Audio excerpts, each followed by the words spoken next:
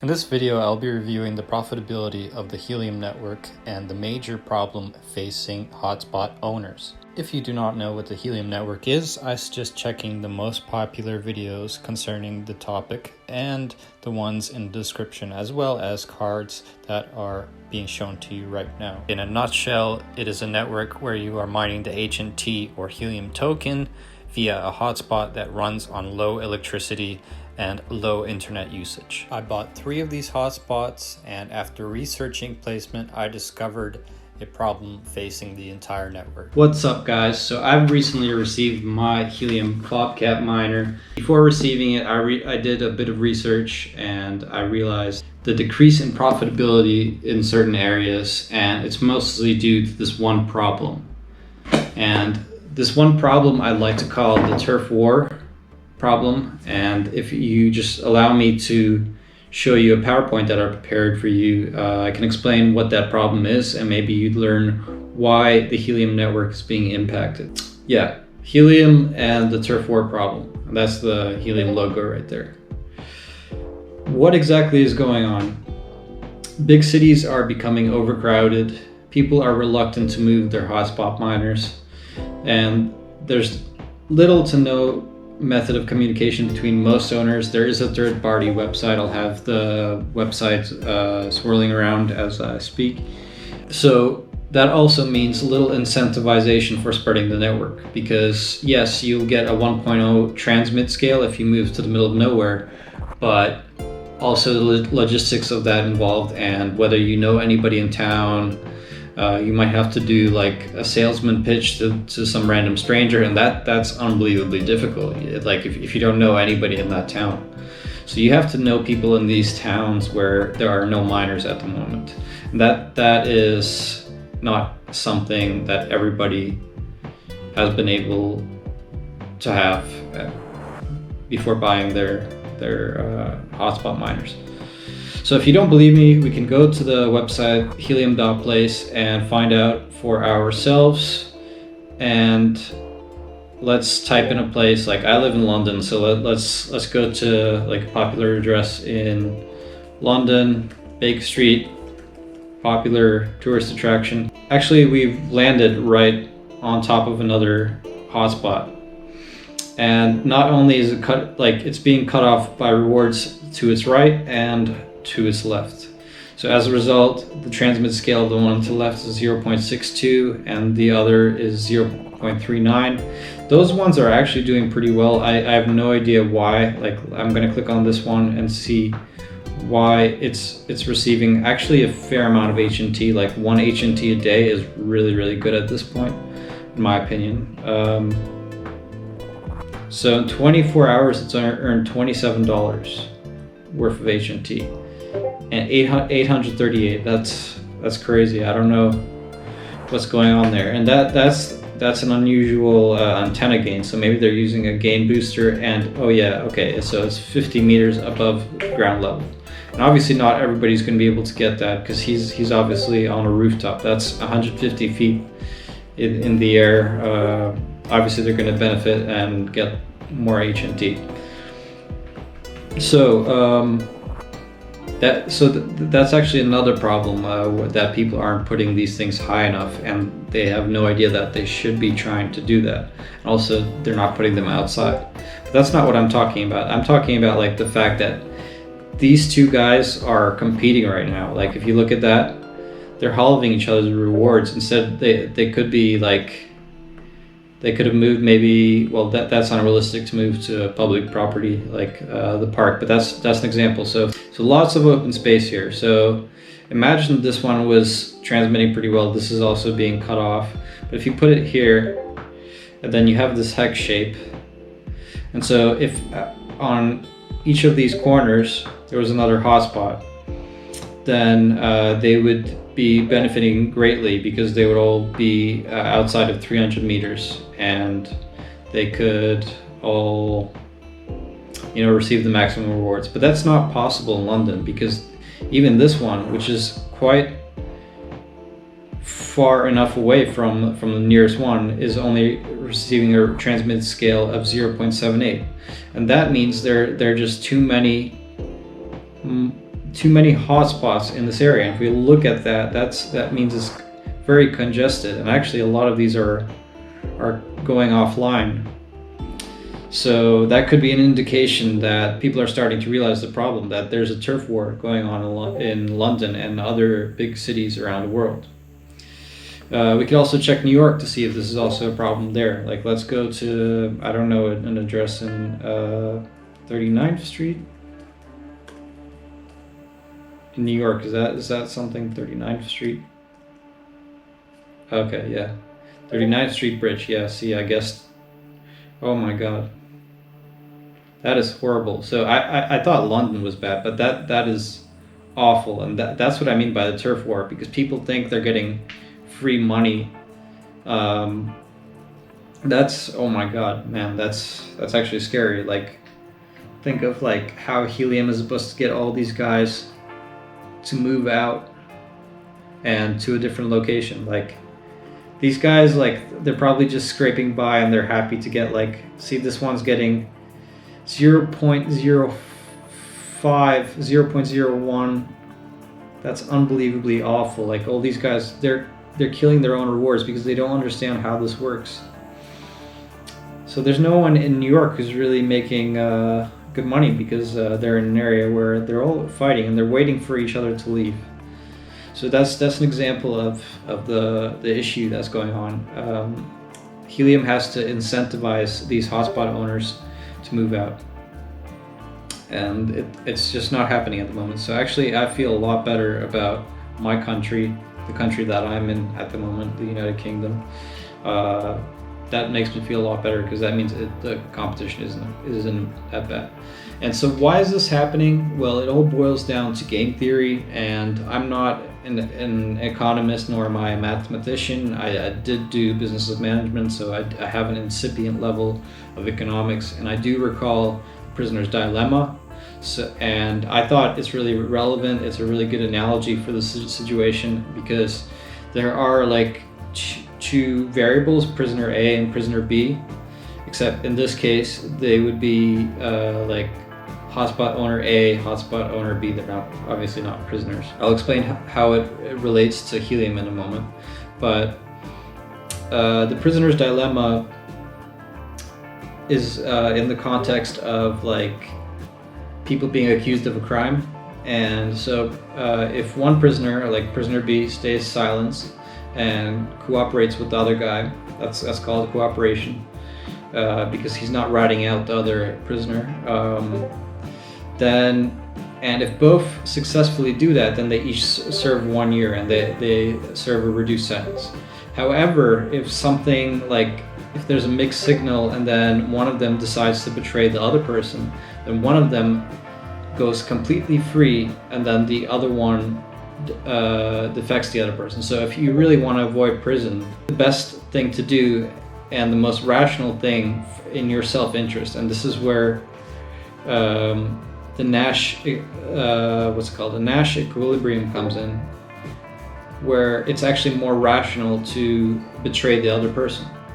And that's why we're seeing this stuff with the Helium hotspot, because actually you could make the other person receive a larger punishment and you have less of a punishment by you staying put and then waiting for the other person to move out, because they'll put more effort into moving out and pay a higher price, because they're going to have to split their earnings with that new hotspot host.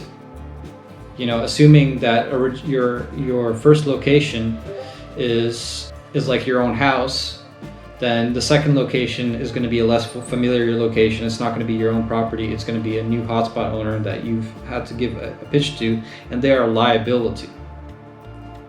And then there's the other option where they both stay in the area, and in the prisoner's dilemma, where they both rat out the other person and they receive a slightly reduced sentence, but it's still like quite a large one. It's 2 years. And let's transfer that over to what I call the owner's dilemma. That's what I like to call. And so the difference between the prisoner's dilemma and the owner's dilemma, which I've created, is that there's no this bracket. There's no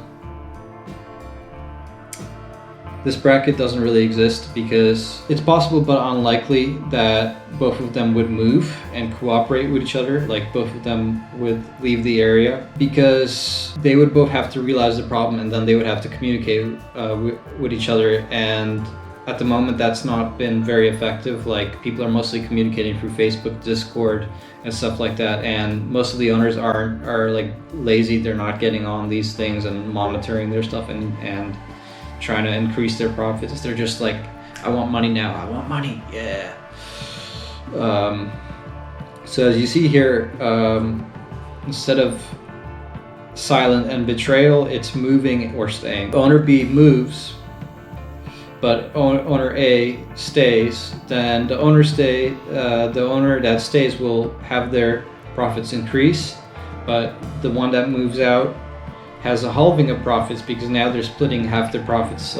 Or it's also possible that the new host will just let the new guy have all the profits, but that's really unlikely unless you know that person. That's why there are liabilities, because when you're communicating with strangers, they might also betray you. So the one who moved suffers in the profits in the process, and then vice versa if it's the other way around. Or they both stay and they continue to receive reduced profits. So that sounds like doom and gloom, but I'm here to tell you that there is good news. There's a lot of blue ocean territory. What is blue ocean territory? That's like unexplored space for setting up your helium business, where like you can move to a town right now, like in the middle of nowhere. Let's go back to the Helium.Place. Type in that Baker Street thing because I can't really think of other street names. So let's go all the way out to... Let's go all the way out of London and to somewhat of a popular town. All right, Coventry. Let's see what's up in Coventry. As I predicted, in Coventry right now, everybody's receiving the maximum reward transmit scale. It's just there aren't that many ones here, so you could set up one right here quite nicely, and it would definitely witness both these. And if you get it high up enough, there's a good line of sight, you could get like a really good reward scale. And you never know, these could be in the basement. So like this one doesn't look particularly good, like half HNT, while this one is receiving like $40 a day. That's incredibly amazing. Probably on top of that hospital that we're looking at. Or alternatively, there's like, even in Scotland, I've seen like a few towns and cities that were completely unexplored. So that's an example of... See, let me go back to my PowerPoint first. That's an example of how you can actually claim an entire town for yourself. And also, it's very early in the Helium roadmap. It's the second year of Helium, valued at $20. And actually, I forgot to link in. So let me go to Helium.com and look at the roadmap. So we go to docs and the Helium token. All right. So it's only year 2, and we've experienced the first halving, where before all the miners were mining 5 million HNT a month. That's been happening for 2 years. I think it was like July 2019 when Helium was launched. The Helium token was launched. And the issuance schedule starts on August 1st, 2019. So every 2 years there's a new halving. And so it's only the second year, and already it's worth $20. In the second year, Helium was only worth $1, whereas HNT is worth $20. One HNT is worth $20. And the max supply is set at approximately 10 times that of Helium, which is 21 million. And Helium is 223 million. That's the max supply set. For Helium, it will take about like 40 years. It might take a bit more than that, it might take a little bit less, because of like how they screwed up at the beginning. Like in the first year, they didn't mine as much. They didn't mine, I think it was, they didn't hit their 60 million figure. So that's why instead they're targeting 223 million. But that's still like, there are a lot of like cryptos with like Ravencoin is what, billions and billions of a supply, just of how limiting supply usually ends up in a higher value per individual token. I mean, Helium could still, I think the price will rise. I mean, I'm not a financial expert. I have to make that disclaimer because that's what all miners do. They give the disclaimer because at the end of the day, this is my prediction, you know, it's not financial advice. And the fact that Helium in the second year already hit $20, whereas it took 2 years for Bitcoin to hit just $1. Like it could mean exponential growth. I don't know for certain. I'd have to do like a deep dive on the supply and do like a proper analysis. But just my gut tells me that HNT will easily surpass $100, easily.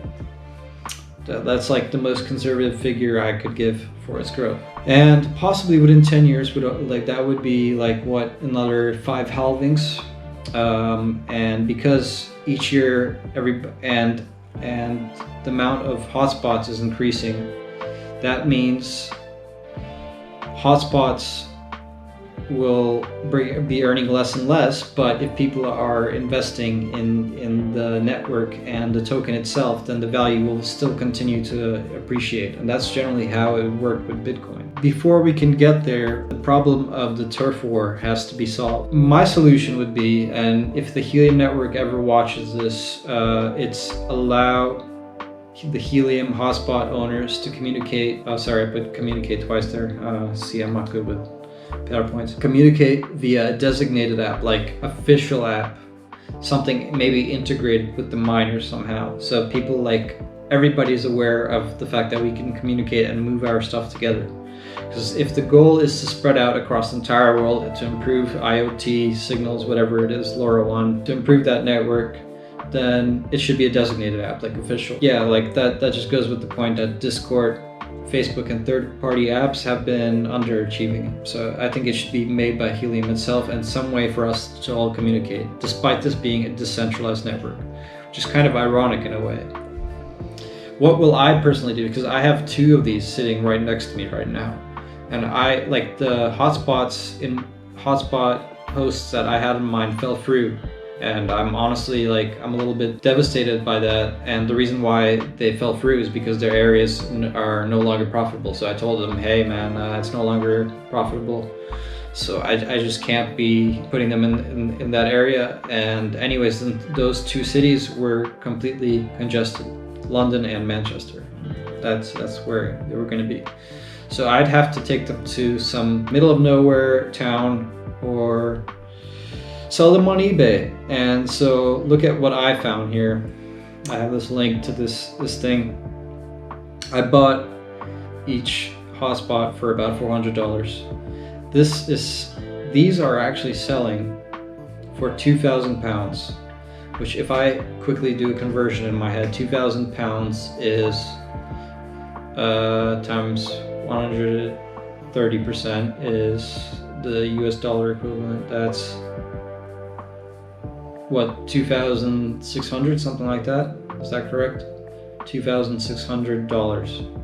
So that's more than 6 times what I paid for them. That I hit my ROI right away if I scalp these, and these are selling. So the last time I checked, only 2 had sold, and now 3 have sold. So people are definitely buying them. If you got something out of this video, please subscribe. Please hit the like button.